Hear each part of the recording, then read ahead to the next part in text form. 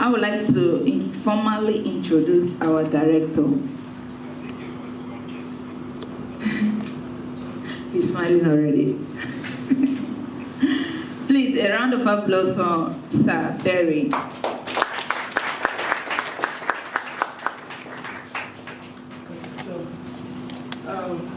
Thank you. I like your hair. The hair is great. When I grow, I'll do some. Okay, so I have nothing to say about myself, so I'll use this opportunity to introduce Mr. Anthony so that we can have enough time to listen to everything that he has to afford us. It's a good idea, right? Yeah. Okay, all right. So I personally came across CAVEMAN watches when I was watching news. Actually, I like watches, man. I was watching news and I saw our Minister of Information, Mr. Kojo Nkrumah, wearing a watch. And I saw the coat of arms on it, and I'm like, how possible? That was the question I asked myself, like, how possible? So then I went on the internet and I started typing watches with coat of arms on it, watches with Ghana coat of arms. But the results I was getting wasn't much convincing because I was being referred to Ghana. But I didn't believe it. Trust me, I'll tell you the truth. I didn't believe it. Then I called a friend I have who also really likes watches. And I said, I saw Mr. Kojo Nkrumah wearing this watch. I said, oh, that watch, you know, I said the president gets up. I said, I've not noticed it. I was like, who does it? He said, oh, I'll take you there. I said, you take me there. Meaning it's a Ghanaian watch. And I was like, yeah, it was made in Ghana. I don't know CAVEMAN. I said, no. I've not heard of it. I was like, I'll take you there. He took me to the shop at the American House at Road. That was the first time I went to CAVEMAN. And instead of him buying me a new watch, he bought me a few more watches. Because he said that was what the money could afford. So bought me a few more watch first. I gave it to my mother. Then later, I told myself that it was since last year or something. I told myself that at the end of every year, when I get my total income, that I know I've made this amount of money in my life, like for that year, I want to, after giving my tithe again for that, the next one is to buy a CAVEMAN watch. Then, yeah, I see it as pride, and I see it as prestige. There's something we need to show for it. And I started visiting the shop. And the way they've set up the shop was extraordinary. It's extraordinary. I don't know if it's marbles and stuff. It's extraordinary. I started visiting the shop. I've bought 2 so far, and I've been enjoying this. But since I bought the 2, it hasn't been mine. It hasn't been mine. I don't know why it happened. The moment you buy, my sister or somebody else comes for it, and I'm sure I'm going to get one for myself. So what I'm trying to tell you is, I was very impressed to know that this extraordinary product was made in Ghana. Please, let's give a hand of applause. This extraordinary product, and then they are branded. Oh, Jesus. You see, I went to Nyao Clinic recently, and I was telling a friend that there is no way Nyao Clinic will be managed by a Ghanaian. And then he was like, you and this Ghanaian team, what? I was like, I know my people. And I said, you see something. But later I found out that the managing director for Nyao Clinic is a black man and a Ghanaian. And I was like, wow. One thing that I've noticed is, like right now, brandings and stuff and things, we don't need people to come and then handle that for ourselves. When I went to CAVEMAN shop, from the packaging to the sales to the client discussion, even to where you sit and everything, it's extraordinary. And that's what clicked to me that no, let's move on the next step. When the SRC came to me that they want to invite CAVEMAN, I was like, it's a great idea. I even want to learn from him. Practicality, how things are done. It's not about what I read on the news, what I read on the website and stuff. I want to really learn from you, sir. Because somebody who went to UPSA, a school that most of us has been to, it's not like a person went to Harvard, UPSA, and then has still improved, moved on and become a world-class luxury brand, not just a product, luxury brand. Like right now, I can choose not to buy Rolex. I don't need it. Like I didn't CAVEMAN. Why should I buy Rolex? I didn't CAVEMAN. Do you understand? Yeah. So please, Mr. Dzamefe has also won series of awards. You should know by now. I'm sure you've done your research. 100 most influential young leaders, Africa 2021.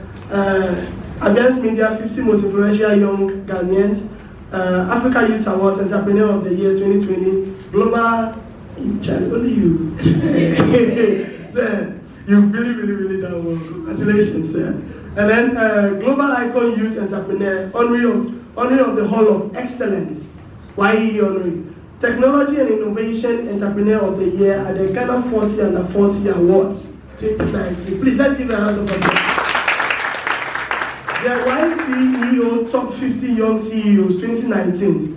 Young Achievers Summit Overall Entrepreneur of the Year. Future of Ghana Top 30 Partners for 2019. Wow. Please, what else? With a round of applause. But first, let me introduce our host for the day. Our host is a semester 1 student of TADS Fashion Institute, and then she has a very good background in business and that kind of stuff. I really respect her personally a lot. Please let's give a hand of applause to Nana Joa.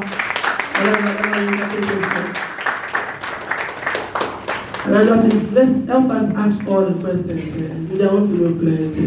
And then please, with a standing ovation, let's welcome Mr. Untitled Chapter.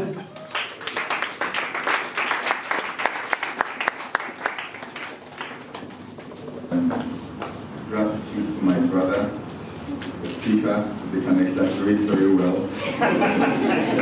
But thank you guys, it's such a warm gesture, I appreciate it. I think I came to meet the ending of his speech. I was learning, I felt like I was in school all over again.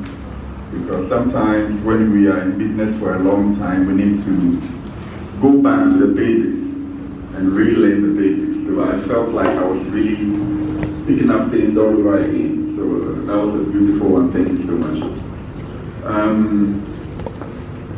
Me going into watches, I would always say was an accident.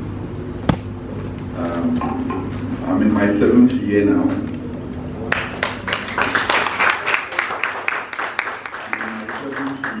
And I never liked watches at all 7 years ago.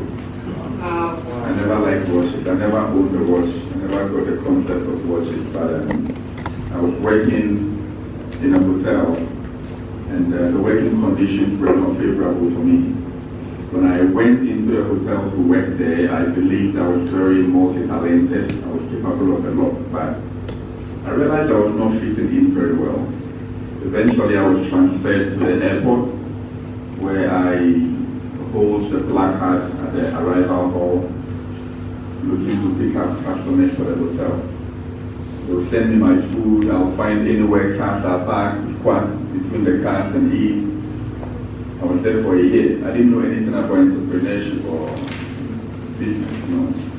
But then I bought a book and started reading. Please, let's read a lot. I bought a book and started reading, and I was very intrigued by the things I was reading about business. I thought, wow, maybe looking at the attributes required to be a businessman, I could look within myself and find those attributes. And I felt I was trying to fit into the wrong place. So I knew that, no, I would have to make a change. At the time, I was making 500 cedis a month. And before the month even ends, you had even borrowed some money from people. So you are living in negative balance. And somebody with ambition, I realized that I was working there for 3 years, and if I had no money in my savings account, logically, the next 3 years, I would still be there. And usually, things don't change unless you change things. So, for people who keep saying, oh, it will be, oh, it will not be. If you don't change anything, nothing will change. So the earlier you do it, the better. So I resigned. I did not have a job, but I resigned.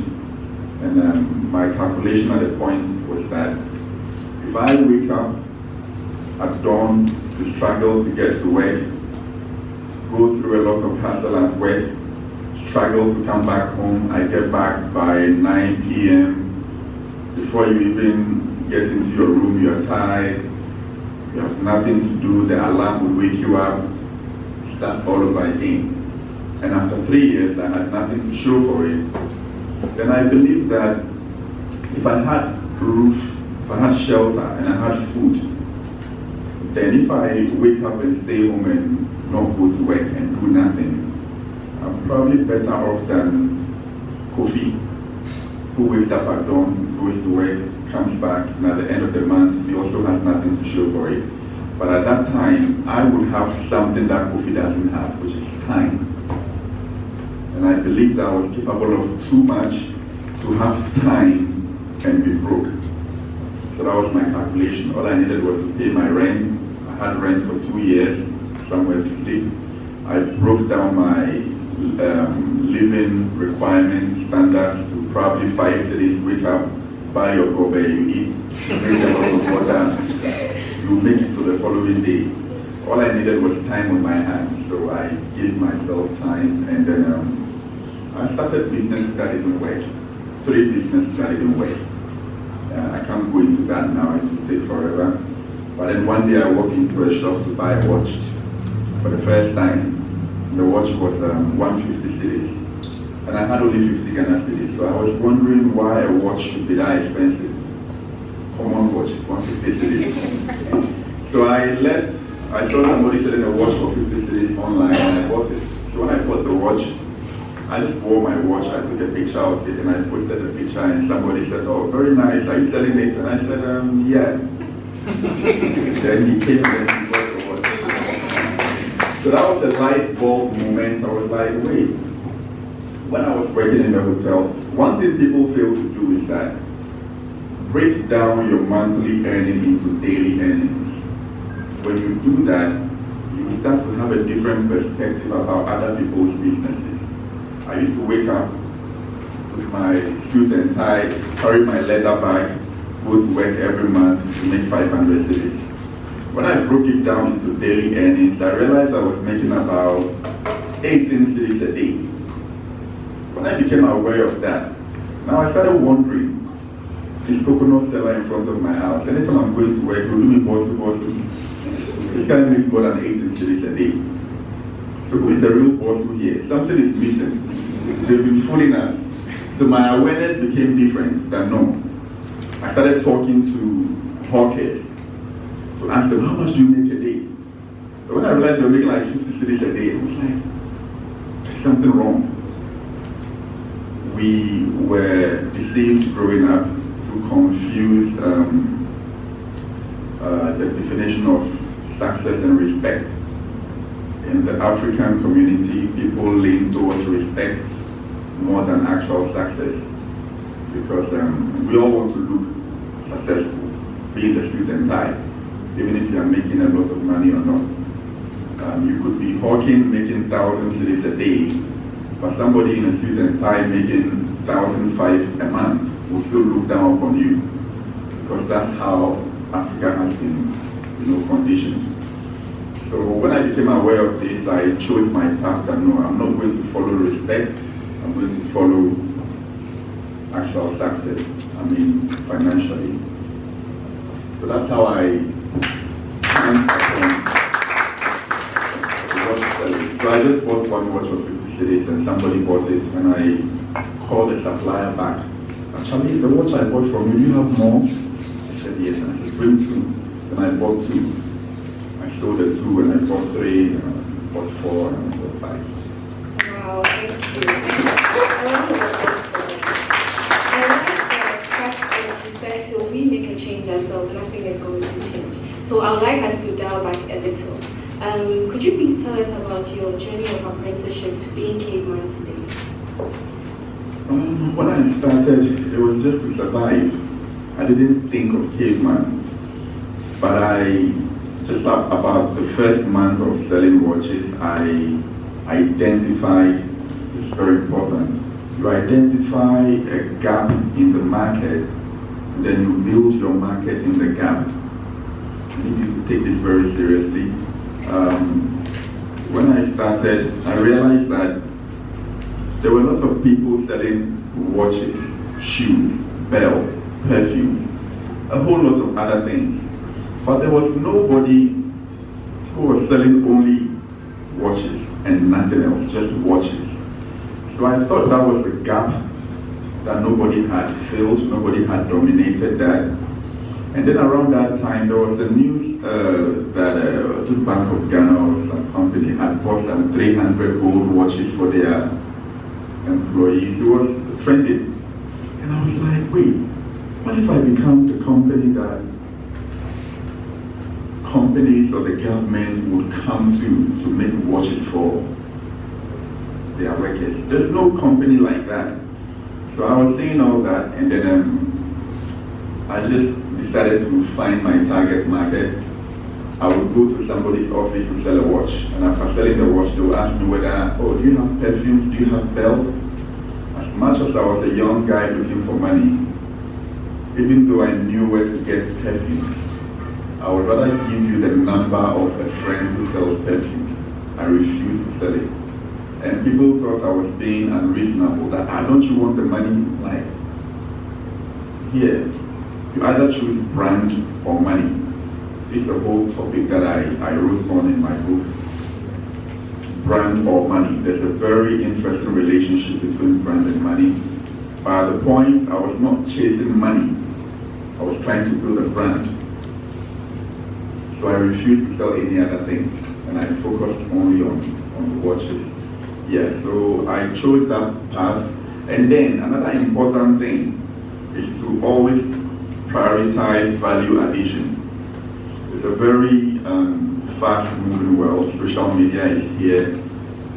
Nothing is stagnant for long. So you have to be evolving constantly. If not, you will drown. You know. So when I started selling watches, I said, nah, selling watches alone would not be enough. Let me build an industry that was not even here at all, which is the horology industry. Horology. Yeah, it's the study of watchmaking and time telling. So I wanted to build that industry. It doesn't exist in the whole Africa. So instead of just watches, I branched into all time telling devices. I branched into wall clocks, hourglass, Da Vinci clocks, sundial, compasses, everything that had to do with time telling. So I was building that industry myself and being the pioneer and dominating it. That anybody that would enter would be coming behind me. So I was privileged to find that gap, and I started building my own market in the gap. I moved on to realizing that there were people who had very good watches, but just had to change their leather straps because their leather straps were spoiled, and they didn't want to buy new watches. So I'm like, no, let me serve these people too. I went to Cantamanto, where I became an apprentice to a shoemaker for about 3 months to learn leather craft. Then I reverse engineered imported leather straps. Take a leather strap and imported one and break it apart. All the components of it, I take it to my master and show him, what is this? What does it do? Where can I get some? What is this? What does it do? Help me to, understand all the components of a leather strap and where I could get the tools for it. I bought everything one after the other, set it up in my room, started making leather straps. Then again, I realized that people had good watches but just had to repair. So I went to the roadside watch repairer to learn watch repairs. Then I started repairing watches too. So it's value addition, being patient. I was selling. Now I'm beginning to make some components of watches. I dove into repairs to know how watches work. So it's value addition, value addition. After 3 months of selling watches and doing the repairs, I said, I think now I could take about 10 spoiled watch movements, take all the components out and form a new movement or engine that works very well. So I said, I think I know how watches are made. I had sold them for like 3 years. I knew buyer preferences. I had a clientele. I knew what people looked out for. I knew what made the imported watches spoil very quick, and I could address all of them. So now I was curious that the people I learned watch repairs from, veteran watch repairers, they've been doing it for like 40, 50 years. And there are lots of them in Ghana. They know how watches are made inside out. Why haven't any of them dared to make one? And I'm a very curious person. When I have questions in my mind, I'll toss them pen in bed. I can't sleep until I find answers to them. So I said, no, let me find out why they haven't dared. And I'll dare it and see what's in there. So that's how it happened. I got into the watch business here. This is where I can say I'd like to be like you when I grow up. Started repairing watches too. So it's value addition, being patient. I was selling, now I'm beginning to make some components of watches. I dove into repairs to know how watches work. So it's value addition, value addition. After 3 months of selling watches and doing the repairs, I said, man, I think now I could take about 10 spoiled watch movements, take all the components out and form a new movement or engine. That works very well. So I said, man, I think I know how watches are made. I had sold them for like 3 years. I knew buyer preferences. I had a clientele. I knew what people looked out for. I knew what made the imported watches spoil very quick, and I could address all of them. So now I was curious that the people I learned watch repairs from, veteran watch repairers, they've been doing it for like 40, 50 years. And there are lots of them in Ghana. They know how watches are made inside out. Why haven't any of them dared to make one? And I'm a very curious person. When I have questions in my mind, I'll toss them pen in bed. I can't sleep until I find answers to them. So I said, now let me find out why they haven't dared. And I'll dare it and see what's in there. So that's how it happened. I got into the watch business here. This is why I can say I'd like to be like you when I grow up. So throughout this journey, from being an apprentice to CAVEMAN today, did you have a role model, or do you still have a role model? Someone you were looking up to? I had mentors. Yeah. A lot of the times people will look for the wrong things from the right people. People are privileged to know successful businessmen, but mistakenly they think they are going to get financial breakthroughs because they know rich men. Let me give you this advice here. If you know any rich man, rich in quotes, topic for another day. There are people who have the perception of wealth. You think they are rich. You don't know how much liquid cash they have. When you meet such people and you start asking them for money, first of all, they know you think they are rich. They know you treat them in a certain manner because you think they are rich. They love the respect you give them. So they are not going to tell you they don't have the money. If not, they will lose that respect. So what they will do is they will cut you off. They'll start avoiding you because they can't tell you no. They have to maintain the reputation, so they'll start avoiding you. So when you meet such people, please don't take financial requests to them. Be very strategic and reel them into your dream. What I did was, there's one particular man at the time when I was selling watches. I used to sell very expensive watches to him, up to $800,000. Because I joined a Switzerland watch group, and then we were privileged to be brokers during auctions, so we could get auctioned watches for top clients.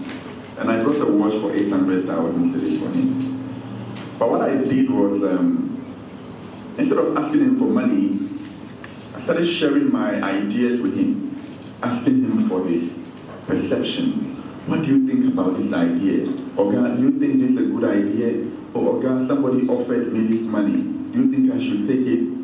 And then eventually, I started using we.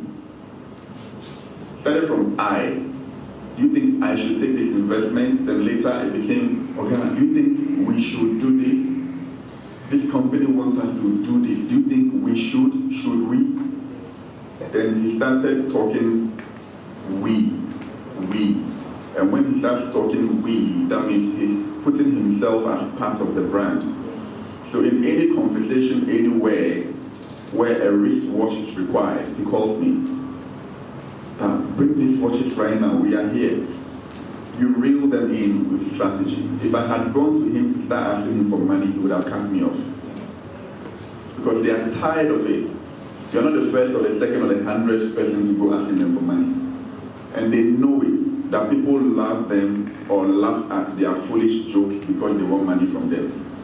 They know it. So when you become one of them, even if you genuinely call him to say good morning to him, he will think it's because you want his money. So you have to be strategic with that. So I have mentors that I learned a lot from. All I did was to always tell them that I want their doors to be open to me so I can come for advice. They have already passed through a lane that I am now embarking on. So I need their guidance and their direction. And this has helped me way more than any amount of money could have. So let's take that very seriously. Thank you. So, how did you know that it was time to start up your brand, and how did you go about it? I had to be very strategic with it. I knew it was time to start my own brand because I could confidently boast of the experience I had in the field. It got to a point I was moving from people's offices to repair their watches for them. And you know, watches are so complex that you meet a new type of watch every day. You meet a new movement every day. So for you to become confident enough that I can walk in here and whichever watch they give me, I can fix it. That's a huge level of confidence that I was able to attain. And then I was doing that very well. I was looking at my financial records, the number of watches I sold in a week or in a day, the number of customers that I had. So I knew I wasn't going to start looking for customers from scratch when I introduced my brand. I was already the go-to guy for watches and repairs, so it was going to be easier for me to hit the ground running. So that's when I knew that I could. Yeah, and also the first model of watches that I introduced, I had to be very particular about them. Looking at my records, which types of watches were selling quicker. You know, you want to get in there, make your money back very quickly. At least your capital, make it back very quickly so the excess becomes profit. So you look at what will sell quicker, and then you get in there and you can move it gradually after that. Thank you for that. A round of applause. So, coming to the theme of the program today, our theme is the luxury of fashion from the producer's point of view. We are where we have the clientele, we have the retailing, but you being a producer, what is your submission on that? Building a luxury brand. We talk about branding in general. I was mentioning earlier that there are two paths that you take. You're either building a brand or chasing money. And usually they require two different approaches. For somebody who is looking at building a brand, there are things that we do in marketing that somebody who is in it for money wouldn't do. Because you have to put yourself up behind the brand. If you are building a brand, the brand becomes the priority. If you spend more money on chicken than you spend on your brand, you are having a problem. The priorities are misplaced.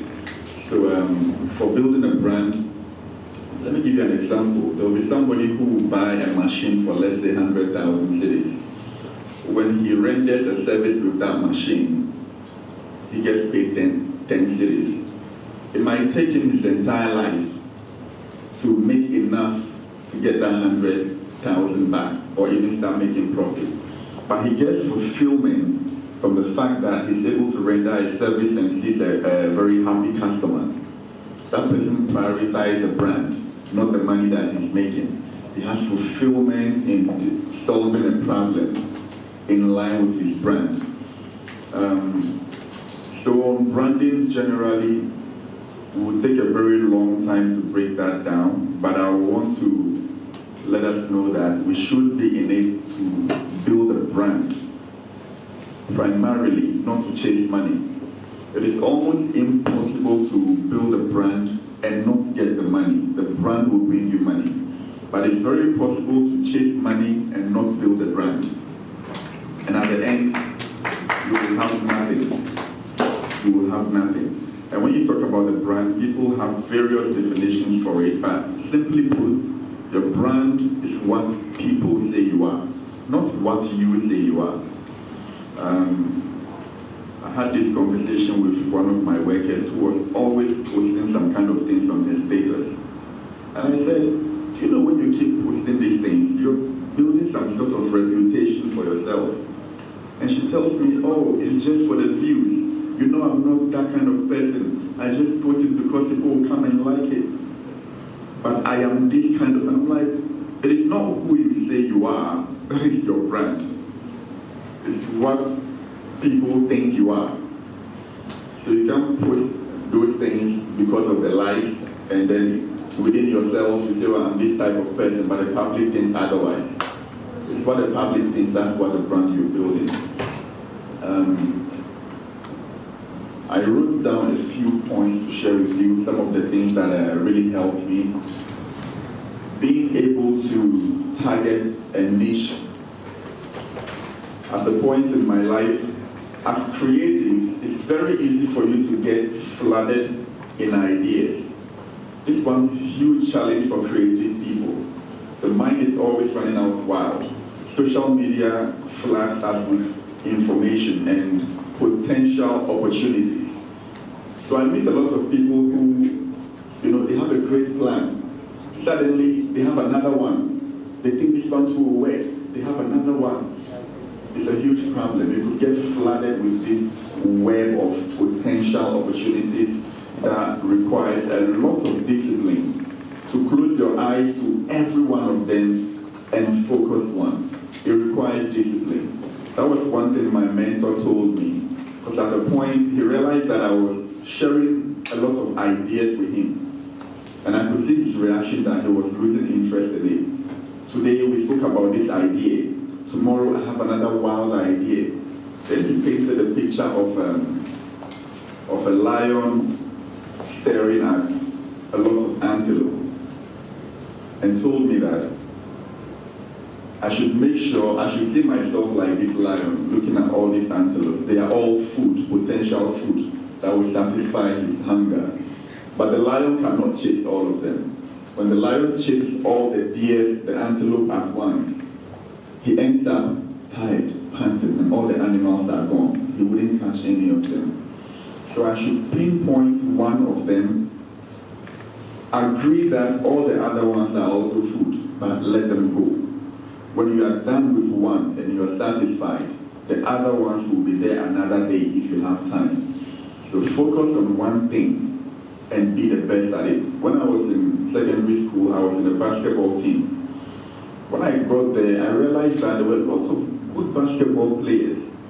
And when it was time to make a team of 5, I wasn't sure I was going to be selected because all the players were too good. So I said, no, let me find something that I can do better than all of them and focus only on that one. And I started training on my jump to be one of the players who had the highest jumping ability in the team. And I trained on that. I was keep rope 1,000 in the morning, 1,000 in the evening. I trained on my legs, how to jump very high. Until in the team, I became the best rebounder in the team. Not the best goal scorer, point maker, not the best at anything, but just at rebounding. because it's a matter of who can jump higher. Anytime we're going to play matches and people were so concerned whether I'll get selection or not, I could cross my leg and be watching them. Because I knew my place was solidified. I didn't care about all the other things. When I'm even playing and somebody wants to substitute me, I'll hear the coach asking me, can you take rebound like him? Can you do what he does? Keep quiet there. So that's what we should look at in the fashion industry. There are lots of things happening. Pick one thing. Don't be deceived, delusional to think there are ideas, you want to touch all of them. You can't do that. Pick one thing and die doing it. You have to sacrifice your life for that path. You have to breathe, I had this conversation with one of my workers who was always posting some kind of things on his status. And I said, when you keep posting these things, you're building some sort of reputation for yourself. And she tells me, oh, it's just for the views. I'm not that kind of person. I just post it because people will come and like it. But I am this kind of, I'm like, it is not who you say you are, that is your brand. It's what people think you are. So you can post those things because of the likes, and then within yourself you say, well, I'm this type of person, but the public thinks otherwise. It's what the public thinks, that's what the brand you're building.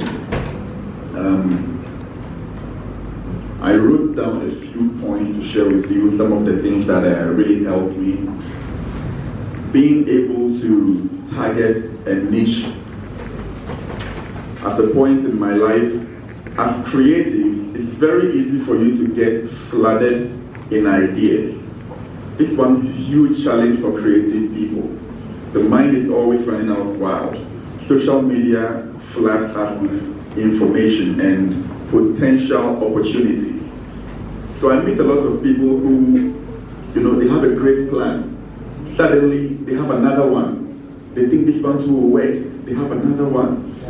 It's a huge problem. You could get flooded with this web of potential opportunities that requires a lot of discipline to close your eyes to every one of them and focus one. It requires discipline. That was one thing my mentor told me. Because at a point, he realized that I was sharing a lot of ideas with him. And I could see his reaction that he was losing interest in it. Today we spoke about this idea. Tomorrow I have another wild idea. Then he painted a picture of a lion staring at a lot of antelope and told me that I should make sure, I should see myself like this lion looking at all these antelopes. They are all food, potential food that will satisfy his hunger. But the lion cannot chase all of them.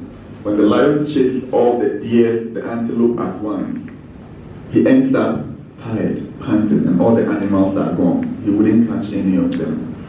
So I should pinpoint one of them, agree that all the other ones are also food, but let them go.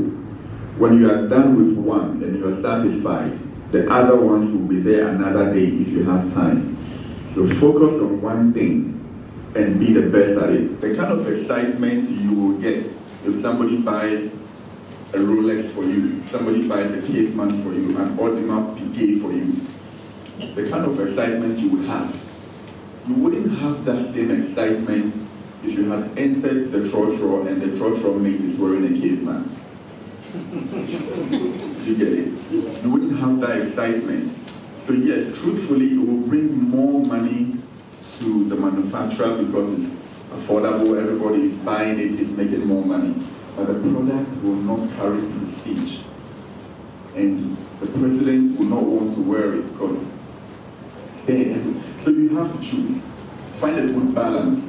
If you don't care about the prestige, you want your money, if you can find a good balance between quality and low price, go ahead and do it. Everybody will buy it, but nobody will celebrate because there's no prestige on it.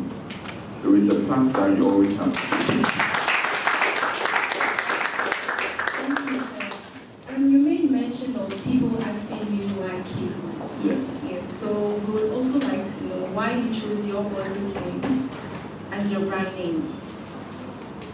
CAVEMAN, when I started learning how to make leather straps, for two reasons. The first reason is that when I started making leather straps, I'm always an introverted person, but I became a lot more introverted. I could be indoors for a week and not even see the sunlight. I would just be in the room. So anytime my friends would invite me to the basketball court, I was joking, Charlie, I did my cave inside. That was a joke, just a funny side of it. But the main reason had been that while I was working, I watched geographic channels a lot. And I was very intrigued by these geographical discoveries from the prehistoric age, things that the cavemen built those days with their hands that are still on display in museums. One particular thing that caught my attention was the pyramids, the Egyptian pyramids. Up till now, scientists with all the technology we have, they still can't figure out how the pyramids were built. Because the peak of the pyramids, when you study geography, where it is positioned in the galaxy, the calculations of it, is not coincidence. It was plotted at a particular position geographically. And the weight of the bricks that are at the top, people are wondering that you require some kind of cranes, some kind of machines to lift those weights. How did they do it? Up till now, they are debating. So I'm like, wow. The people back then with no technology, from the Stone Age, are able to build things that baffles the mind of the modern day scientists with all the technology. They started putting a lot of importance on their craft. They built things back then that are so durable till now. Then I wanted to build a brand that would be generational, that would be like a grandfather watch. A watch that you can pick and say, oh, it was my grandfather's watch, or it was his father that gave it to him. It was his father's father that gave it to him. To build a brand that can go down generations, like how the cavemen built things that are so durable till now.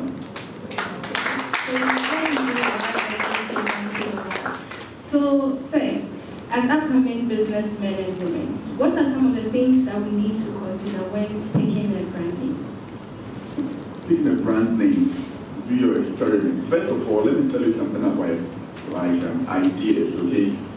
Ideas before implementation and after implementation are different things. If you choose a brand name that when you mention it now, people laugh. Let's say Congo, let's say Congo, right? Your brand is called Congo. When you say it, people laugh. When you are hard-headed, and you maintain it, and it succeeds, and the white people start saying it, your friends will love it.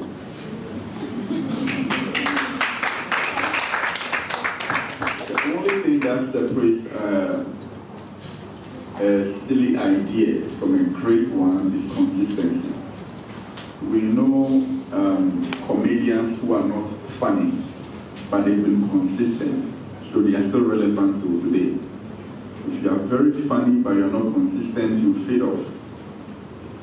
So whatever you feel like doing, this is a creative industry. You don't follow rules.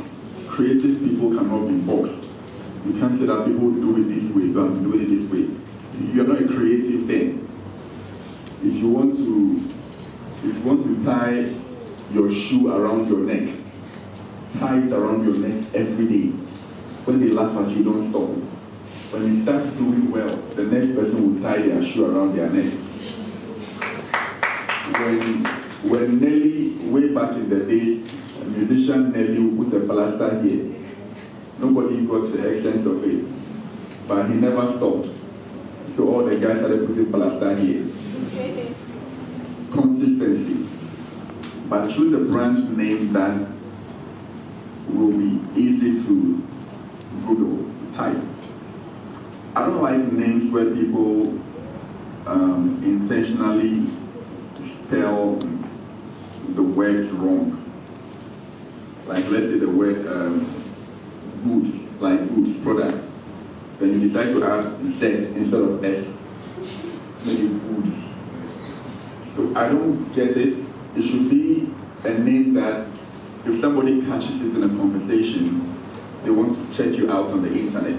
And they don't have to struggle with how is it spelled. Is it this? It sounds like this, but they spell it like, the person will just give up. Don't make it too hard for people to find you. And all the people who choose brand names with underscore here. Some use 3 underscores. I don't know who has the energy to keep up with that.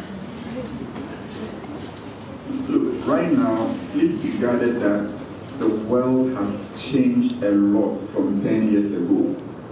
10 years ago, if you do a commercial, your commercial could be relevant for 1 year.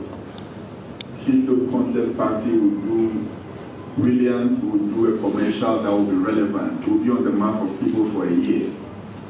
Times have changed. We are flooded with information. You can spend 1 million cedis on a commercial in these modern times. When you put it out there, people will love it for 5 minutes. Then suddenly Shatawale has insulted somebody.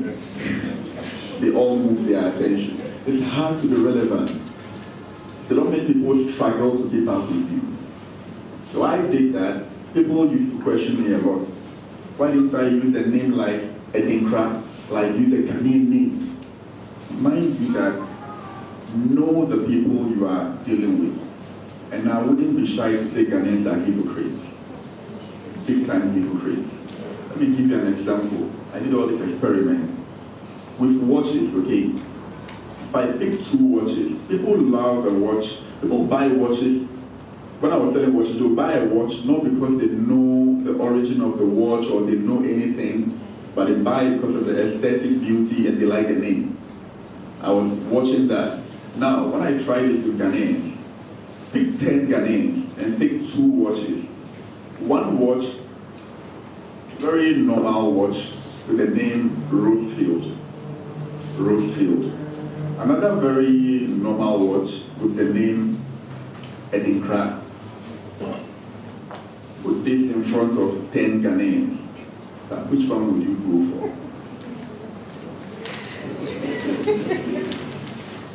If you are being honest with yourself, I'm sure you know the answer in your heart. And the same Ghanaian will come at you and attack you for not using Edinkra. So if you know that this is how the mentality of people are, don't try to change it. There are things you can't change. You have to be aware of them and use them to your advantage. So I haven't tried. I won't be the one to change that mentality today. So I have to be aware of it and position myself strategically. Thank you.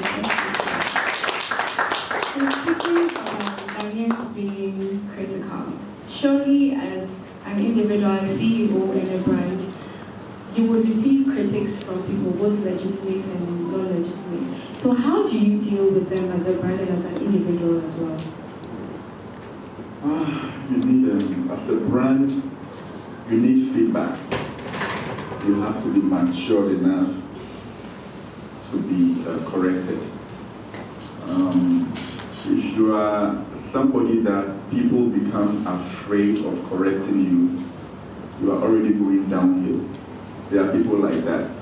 When they release a song and they share it with their friends, if you don't know, you tell them the song is not nice. If you don't know and you tell them the song is not nice, they will label you as a hater. So you realize that the song is not nice, but everybody is dropping fire emoji under the song. The song is fire. The song is fire. Not because they think it's fire. They don't want you to put them in their books as a hater. That one day when you become successful, you tell them that they were haters. So nobody wants trouble. But if you become that human being, you are going backwards without knowing it. It's a picture I saw with a leopard. A leopard, whichever way, it's got a pot, it's got its head stuck inside a pot. And there are people gathering around it. And they say that, don't become like this leopard, where people would like to help you, but because of your behavior. Because if anybody goes to take that pot off the leopard's head, that person might be the lunch at the moment. So nobody wants to touch it. Don't become that human being. as a brand, I periodically call my customers to have conversations with them. What would you have done differently? What do you think about that? What do you think about this? First of all, I let them know I'm a new brand and I appreciate their support. Not everybody has the heart to follow a new brand. People want you to be paid before they patronize you. So the ones who patronize you at your beginning, please listen to this very carefully. The people who patronize you at your beginning are your biggest customers ever. When I stood beside Akon and Akon was taking his Rolex watch off and putting on a Caveman watch, people were very excited. I wasn't as excited as that. I get more excited when I watch some kind of people knowing how much they make monthly and still able to save money to come and buy a Caveman watch. It confuses me. Those are the real goosebump moments for me. So don't underestimate those people who trust you from the very beginning. They will be the foundation of your business. And when you get past that level, don't start treating them as if they are not relevant. They made you. You get my point. So yes, let's not take that slightly at all. Thank you. If I may ask, which critic was the most memorable one for you? I got a lot more when I was starting the business.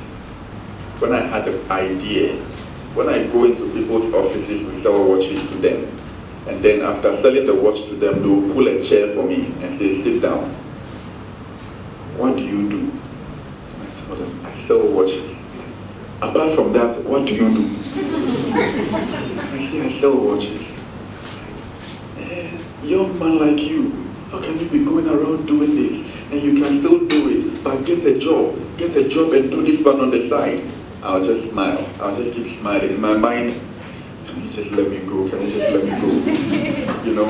And such people, there was one of them in a crowd one day when I said this same thing.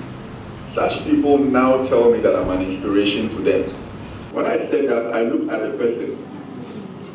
She knew, you know, the message hit home. But yeah, I get those things a lot. I got them a lot more from the beginning. But when the things start working, still I do get them. Everybody trying to give you their idea, you should have done it this way. I just take them in a very neutral point. As for personal challenges, they are there, but I don't even know how to explain it. It comes with the terrain. I mean, you get to a point where people can make a living off you, especially bloggers. One time I won an award and I had a blogger friend that I shared the article with, that, oh, can you post this for me? He straightforward told me that, oh, as for him there, he will post it, but his friends wouldn't post it. And I said, why? He said, because it's positive news. He was being brutally honest.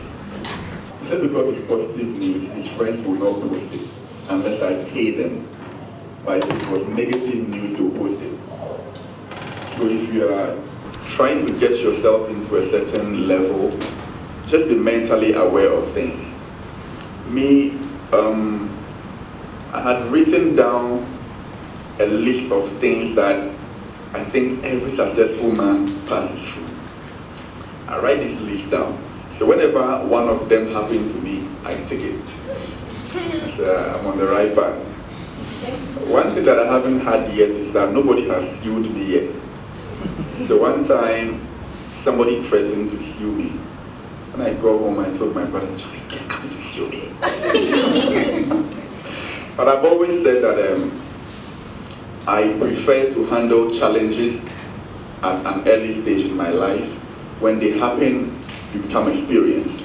It is more dangerous to be going without facing challenges, only to face them later.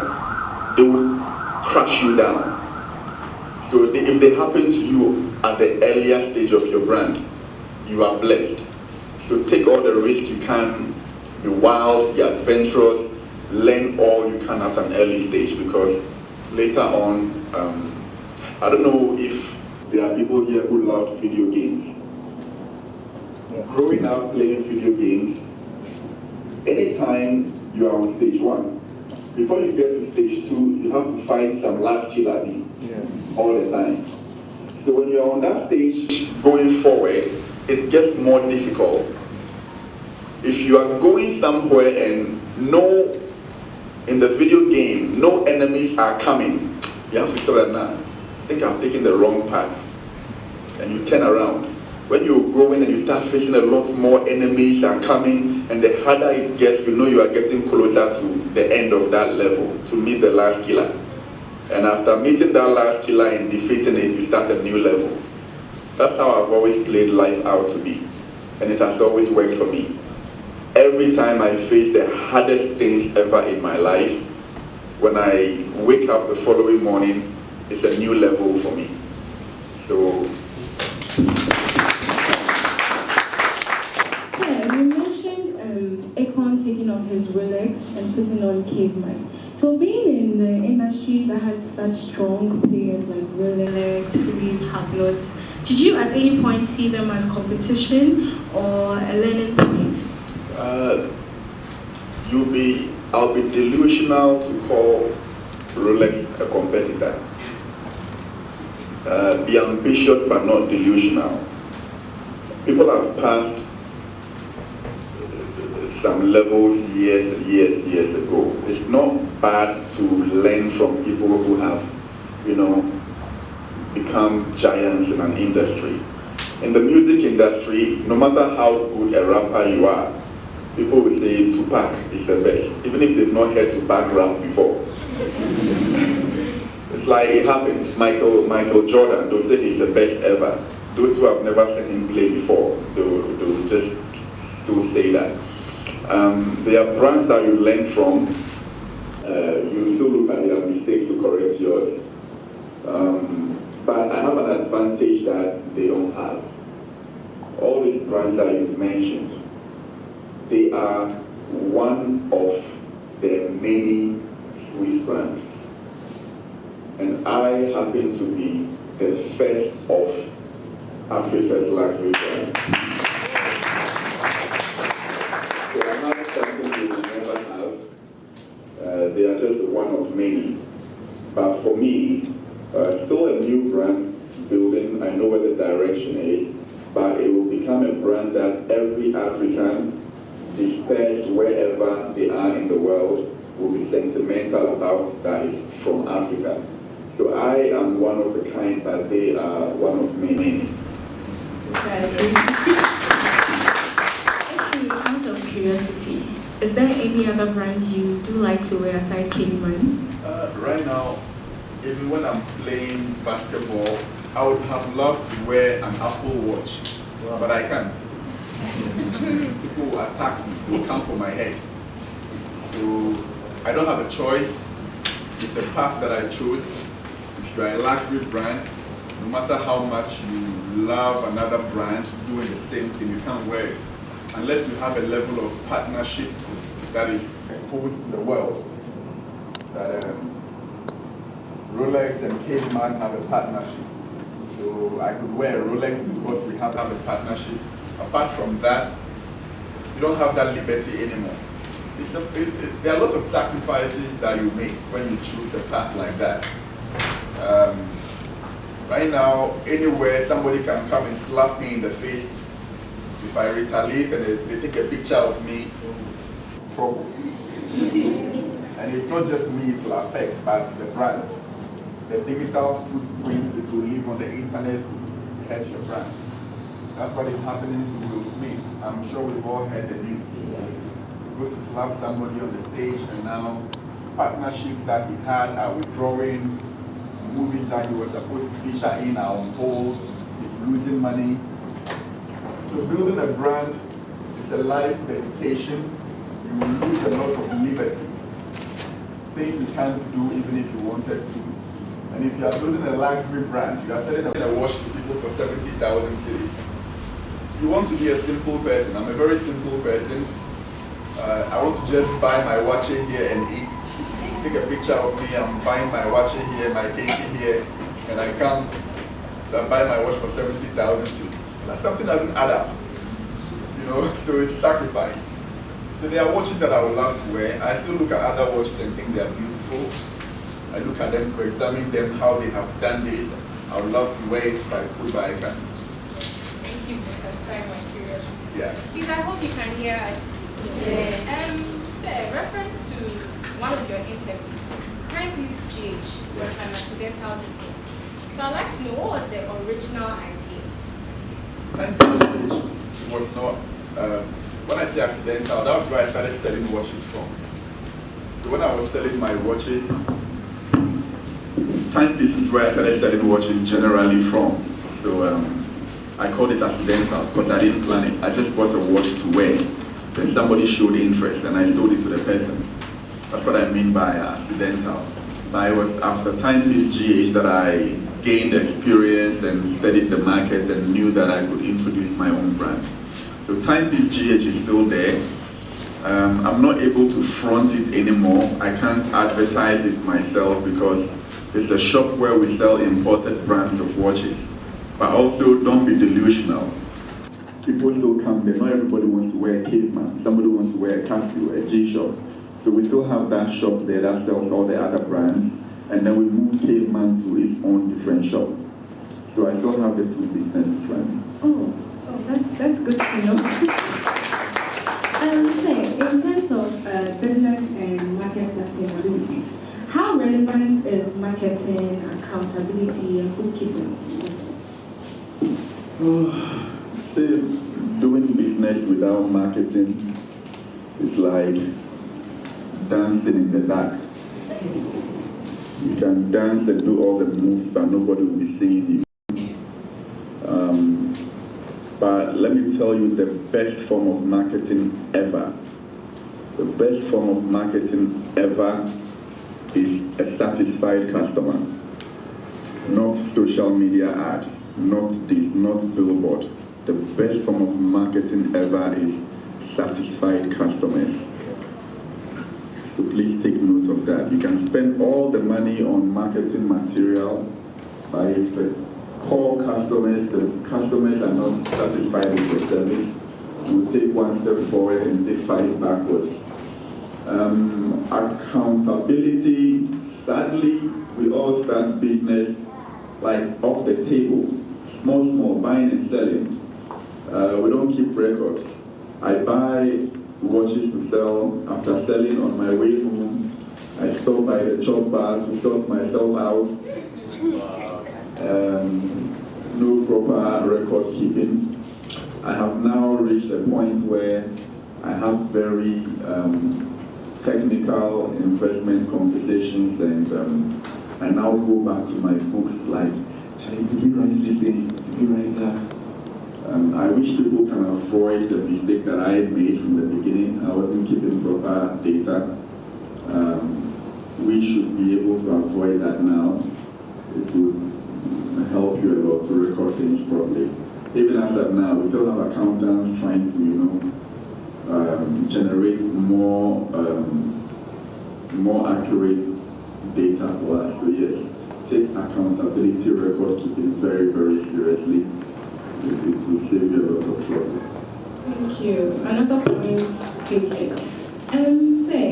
All the consultation, I would call it, and the tips and the guidance that we've received from my brother and myself is investment. You would be able to dodge some problems that would have costed you 100,000 cedis just from the advice that you get from resource people. So investment is not only financial. For me, if someone starts a business at the beginning and you require maybe 100,000 cedis to start the business, even if I had it, I wouldn't give it to you. Investors usually have the money, but they won't give it to you. Because from my personal experience, when I started, if I had gotten a lot of money from the beginning, I wouldn't have been where I am today. Access to money is not the biggest challenge, but the technical know-how to handle the money is even more important. I would prefer to give money to somebody who has failed handle small failures, a lot of them, and know how to fail, how to recover, than give a lot of money to someone who hasn't failed before. So it's good to grow very small, deepen your roots. I've had investments along the way, but it was never huge money. But these are small money from your friend, 200 cedis. Oh, I need to do this, a friend will loan you 500, 200. These monies can build your career for you more than somebody giving you 1,000,000 cedis. That person would even rob you of the experience that you need, the little failures. Now, I've handled all those little failures along the way that nothing really scares me. If I had a lot of money to begin with, I may not have deepened my experience as much as I did. So that's my take on the investment. And one more thing, I realized along the way that I was almost about to spend more time chasing investment than actually working. Be very mindful. Don't spend more time chasing or looking for investment than working. Take your time. If I had given some sort of equity out back then, I was desperate. But it was a mentor that taught me that.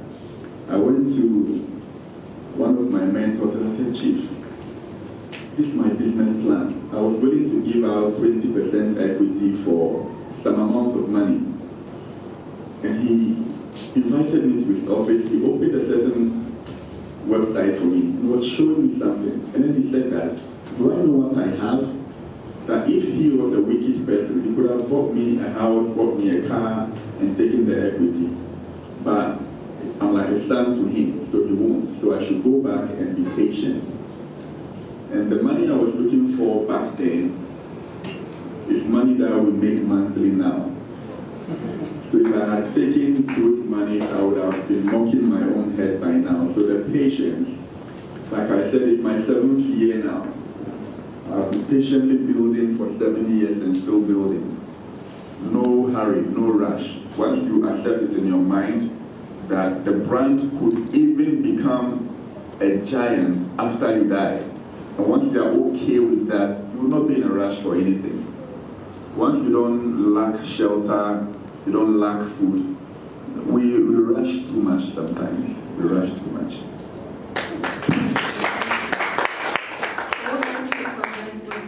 Small, it's okay to fail and deepen the roots. And recently, the president of Ghana, a very young president, he encouraged young adults like myself to go into technical and vocational training. As an industry person yourself, what do you think can be done for the training to help bring up creatives that are ready for the industry? I first of all wouldn't want anybody to move in any direction because somebody said so, with all respect to the president. You should be able to identify yourself, know where you fit into. Anthony, I have one more question for you. I'd like to know, what's the goal for you as an individual, the goal for CAVEMAN as a brand? As an individual, my purpose had kept changing along the way. When I started, it was just to make money in my pocket and survive and have some food. Then along the way, the purpose shifted to the fact that I get to work and see all these workers and I know I have to pay their salaries. So I know I can't fail. When I used to work, I went through a lot of harsh conditions that I want to practice different. I don't want anybody going through these conditions, so I prioritize the comfort of my workers and their self-development. Not just the development of my brand. I am someone that even if you are doing my work very well and my brand is growing, but you as a human being, you are not growing as an individual. These are the workers that I don't like. I'm very much concerned with you developing as a person, that you can confidently say that when I came to this company, I was not good at this, I was that. But now after after some years, I can boldly say, I have improved, now I am this. Those are where I find satisfaction in. It's not just about the brand. As human beings, sometimes when I go for awards and all that, I feel very sad. I feel very sad because I wish I could carry all my workers along. Because the times that I get tired and break down, they would hold me up. That let's move. And it pains me that I'm not able to take them along everywhere for them to get the credit. So my purpose had changed from just making money into my pocket to being responsible for the growth of my workers. And then now I'm at a point where I've come to a new realization that I pick inspiration from people like CAVEMAN, and identifying that Jack Ma, as a private businessman, if you take away his contributions to the GDP of the entire continent, they wouldn't be where they are now financially. So if one individual can be so successful to impact the GDP of his country that much, I realized that me not being a very political person, I think there's a responsibility on me to make sure that the growth of my business also affect the environment in which I am. That will be my way of contributing. If I can't contribute politically, I should be able to be a neutral businessman, grow to the point where my growth can improve the life of the country. So I came up with the Water Africa initiative, where we put the Water Africa logo into some of our products. That anybody who purchases those products, we take a chunk of the money, pile them into an account. When it's up to an amount that can afford a borehole, we send a notice out to the public, we get applications, we go and scout the locations, then we drill boreholes for villages that need water the most. So the purpose has shifted along the way. Just surviving, making money, to being responsible for my workers, and then making sure that I contribute to the development of my country in my small little way. But for CAVEMAN as a brand, we are trying to build a brand that will be very globally dominant and to be such pride for everybody of African origins, every black person. And it goes beyond just products. The brand is an evidence of a story. Anybody with some money can go to some country that will make watches for me, put my name on it, and bring it back to Ghana to sell. It's cheap, anyone can do it. But a story of not having a job, starting from ground up, being patient, being persistent, being hardworking, it's like a model that I have created for the average African youth to know that whatever they put their mind to, even without government help or without huge money investment, they can start from scratch and reach any height at all. So my product is not just a watch, it's deeper than a watch. It's a model for every African. Thank you so much, Mr. Anthony Dzamefe. Being in your presence is such an honor. Being here with my colleagues and representing other schools as well, getting to know you and your in-depth knowledge about business is such an honor. A round of applause.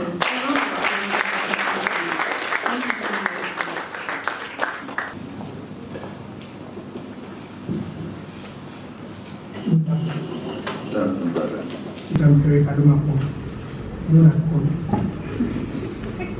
I have noticed business people entertain is still business related. And I want to know how you entertain yourself. I didn't get the question well, sorry. I have noticed business people entertain is still a business related. And I want to know how you entertain yourself. How do you entertain yourself? Because he's saying that he thinks business people entertain themselves, like their entertainment is still business related. Like golf is still business related, theater is still business related. And I want to know how you entertain yourself.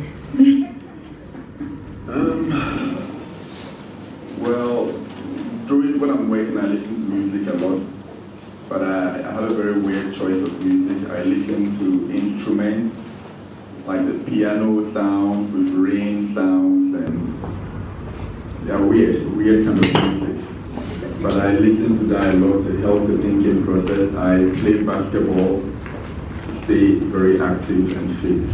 I think, video games sometimes when I have the time. Good afternoon, sir. Good afternoon. My name is Anna J. Thank you very much for the information you've given us. I want to know, since your journey began and up to now being caveman, has the quick growth in production, sales, recognition, and productivity, has it affected you? Has it like brought some form of pressure on you or not? And how did you handle it? Thank you. Thank you very much for the question. Talking about pressure, there are times that on my way home, I sit down in front of my door and I say, who sent me? It happens every time. Maybe just yesterday or 2 days ago, almost every day. So I don't like people being delusional. There's a very, like I said, it's a sacrifice. There are things you can't do anymore because it's not just you. They say, oh, you have a brand to protect. Now you can't say, as much as I want to be human and talk about what I think about politicians or governance, somebody will tap your shoulders that you can't do that anymore. So your life is not yours entirely. You have to move in a certain direction. So the sacrifice that I made, pressure is always there. I wouldn't lie to you. If you don't like pressure, if you can't handle it, maybe you should do something else. But sacrifice, the path that I took. So I wouldn't have any answer for you to make you feel comfortable. I just want you to know that it's like jumping into a pool of crocodiles. You have no choice but to swim very fast. You can't stop, you can't go back. Where I am, if I give up, maybe even in schools they will give exam questions that CAVEMAN failed. Discuss why. I don't have a choice. So that's the answer to your question. I don't have a choice.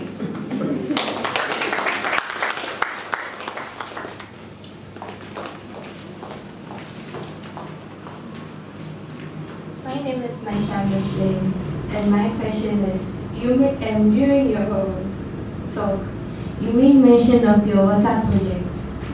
It's a very good project, so can we all give a round of applause? So now my question is, why water? Why did you choose water as your main project? Of all the most basic human needs, apart from oxygen, I believe water is next.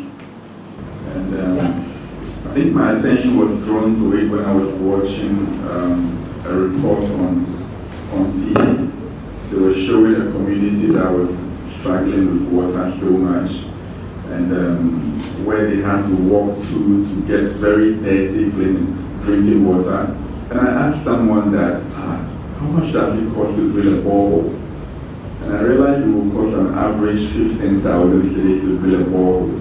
And I'm like, that's like 2 of our 7,000 cedis washes. Why would somebody buy 30 washes, 7,000 cedis each? That's like 15 boreholes. Like, I didn't feel right about it.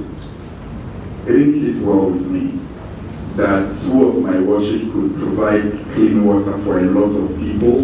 And I think there's so much blessing in that. The first time we went to drill a borehole, when we were leaving, I was very emotional. Like seeing the joy on their faces, all the old people, the young, the children, getting clean water. I felt fulfilled. It's a feeling I want to keep repeating. Yeah, hello. My name is Toby Gandelas. I'm sure you've seen my comments and questions in your a DM and even an email with a free black from a free black. That's my branding. Whilst talking, you made mention of failing abysmally at 2 businesses. You didn't go deep into details. And I would like to know, what were the lessons you learned from that failure, which you applied into what we know today as the thriving business? Thank you. Thank you very much. One of the business back then was I attempted an advertising business, TV commercial business. When I was working in the hotel, I used to see people bring cameras and they come and shoot some pictures of food, videos, they go back, put them into a slideshow, put music at the back, and come and charge us big money. I'm like, this is just a camera and concept. And I believe that I was a creative person. I could come up with concepts if I had a camera to also shoot that, or get a production team that I would pay some money to. So I attempted that. But what held me back was that I didn't have the machinery, I didn't have the cameras. I had to rely on the photographer who had cameras. But anytime I called him that, oh Charlie, come and let's practice, I would construct a concept. And I would have to shoot it and see how we can convey an idea into a finished production. But anytime I called him, oh, I'm shooting a wedding, oh, I'm not in town, oh, I'm here, I'm there. Because I didn't have the equipment, it was very hard to kick start it. So I realized that you can't be a good basketball player and not own a basketball.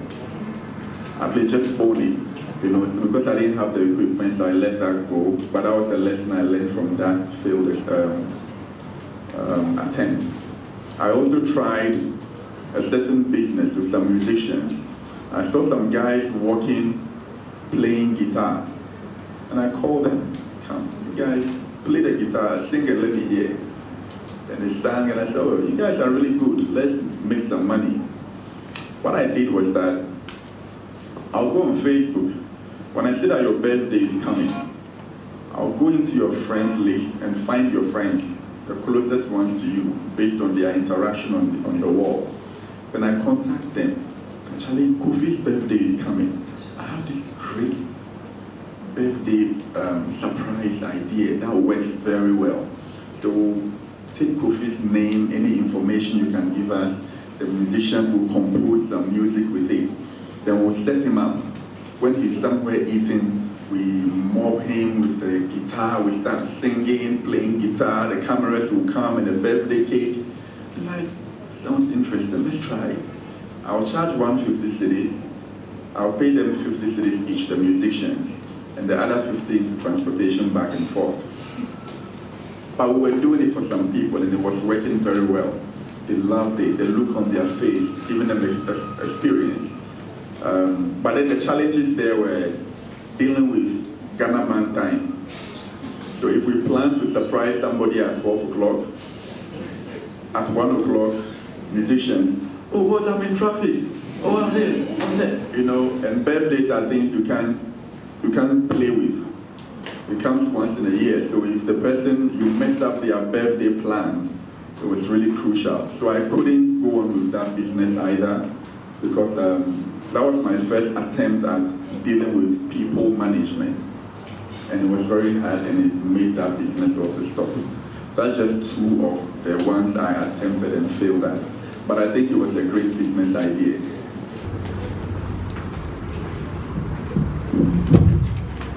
Thank you so much. First of all, I would like to thank the organizers for this wonderful moments. I've been so enlightened and inspired. My name is Tony Morgan. My first question is, what brought about the turning point from the airport that you are working? You mentioned your book. Can we have the title of that book? Business Secrets from the Bible. Yes, Business Secrets from the Bible. I hadn't even finished reading it. I reached a point and I was like, wow, I was so enlightened. And I just folded that page, that before I come back to this book, I have something to do. So at the airport, great, there was one thing that also was a turning point. At that time, we used to stand inside the arrival hall with our placard. Then they were renovating the airport. I don't know if you remember when the renovations happened at the airport. They broke the arrival hall down. So that time I got there and realized they had broken the place down, and they sent us to the roadside. And I was like, Charlie, roadside here is getting too much. So at this point, so it was due to that construction work and the book that I was reading, which is Business Secrets from the Bible. Those were the two things that led to the turning point for me. I've been there for some time, but now Ghana is really giving attention to Tibet. And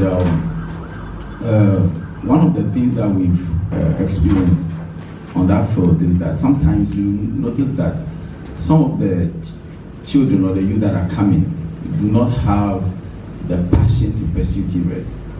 And as a result of maybe they do not make good grades, they are pushed over there. So they don't have the passion, and it becomes very difficult for them to actually make progress or become successful after graduation. What would be your advice to such people? Because at the moment, admissions are going on, and you realize that many of the candidates or applicants that are coming there have aggregates that are not, in fact, encouraging. And so when someone finds himself there, and then maybe he doesn't have the passion or the interest, what would be your advice for such a person? Thank you. Thank you very much. I think it's almost impossible to push anyone to do anything they don't have a passion for. The problem is a very deep one. I wrote about this in my book in the first chapter called The Paradigm. I made some observations growing up where I realized that our definition of success has been skewed. I think there's a very huge responsibility on parents to redefine success. There was a point where I realized that growing up, your parents would be warning you to study very hard. If not, you might become a carpenter. Study very hard. If not, you might become even tailor. We hear all these things growing up. Then there was a point in our country where the parliament had to. We hear all these things growing up. Then there was a point in our country where the parliament had to import furniture from China. I was like, we killed our own carpenters, and then we had to import furniture. But if we had groomed our own woodwork industry, wouldn't we have created jobs? But I think we are lucky to be in a period where social media has presented us with a lot of options. Things that people can make millions out of now. If you had said them 10 years ago, they would think you are mad. I don't think people pushing, just an example, there are people working in some companies where they are being paid a lot of money. Passion-wise, profit-wise, they have the profit. They are paid a lot of money, they do their work very well. They wake up in the morning, they come back in the night. So profit, check. Performance, check. But they will tell you how unhappy they are with their jobs. So passion, down. It's very delicate to find an industry where you are able to synchronize passion, performance, and profit. You find people going to maybe American Idol to go and sing. You hear the most horrible singing ever, and they make fools of themselves. You ask yourself that, didn't anybody tell this person that he can't sing? Did he not know? Maybe they've heard it, but they're very passionate about it. So their passion, check. Passionate, but performance, zero. Performance down. In that way, they will never get profitable access, so profit will be down. So such a person has checked one P, which is passion, but lacks the other two P's. There are different examples that I could give. There are people who, people pushing that funniest thing. Look, if they say hard work will make you rich, those guys should have been billionaires. They push that thing under the sun. They can walk for miles a day. So passion, check. They have passion. Performance, check. They do it very well. And they will reach people, profit, down. So there's a very delicate relationship. And I shared in my book how I was able to synchronize my 3 Ps before finding fulfillment. So, my name is Mr. Sam. I have one question for you. You've been in the business for 7 years, and I want to find out your brand presence in Africa. The continuing question is, how do you plan on penetrating the world markets in 5 years? Thank you. Thank you very much. CAVEMAN has been in existence for 4 years. Personally, I've been in the watch industry, selling, repairing, making watches for 7 years. So CAVEMAN as a brand is 4 years old. And I think we have done a lot in 4 years. When the New York Times came down to interview and profile me, initially I thought it was a scam. When I got the email, I thought it was a scam. But then it happened. In the African continent, the country that we have the most presence in apart from Ghana is Nigeria, thanks to Don Jazzy's partnership. On the global market, we have been able to strike a partnership with DHL. So we ship to the UK, to the USA, to North Korea, South Africa and other countries due to a partnership that we've made with DHL. So yes, it's fairly new. We are not so strongly in the global market as people may think. We ship to these countries, but not on the kind of scale that I would want us to be operating in. But the plan is to start moving out of Ghana, setting up shops in these countries. We'll start with Nigeria.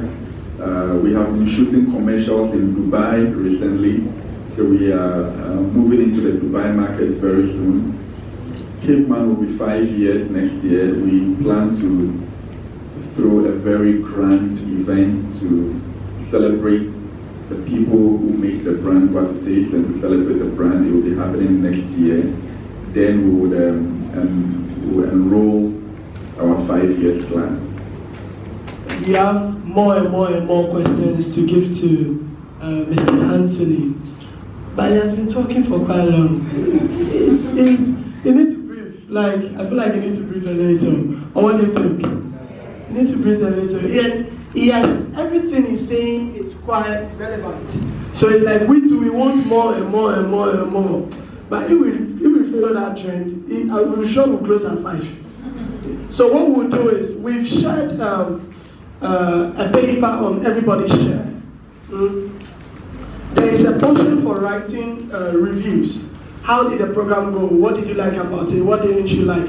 After writing it, the down space there, the empty space at the down. If you have any question, write that one also there. We will personally send everything to him, and then I'm sure he will reply, and then later we will cut it across so that we all have an answers to all our questions. Would that be good? Would that be good? Okay. Thank you very much. On behalf